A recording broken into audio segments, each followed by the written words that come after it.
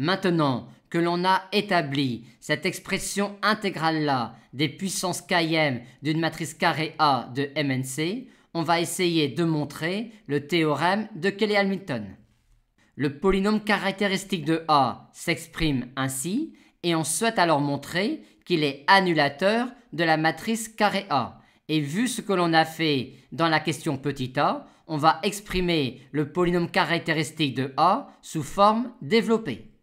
Le calcul de P de A, vu la question petit a, donne alors cela.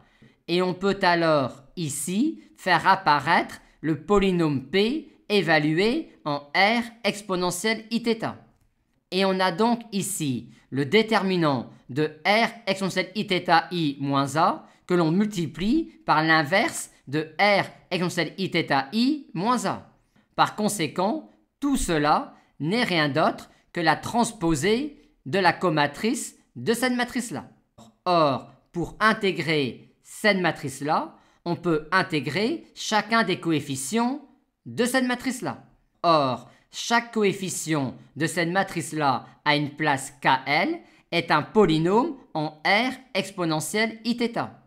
Par conséquent, quand on intègre chacun des coefficients de cette matrice-là, on est amené à intégrer de telles quantités avec un S qui est toujours un antinaturel non nul, étant donné que l'on a déjà en facteur ici exponentielle Iθ.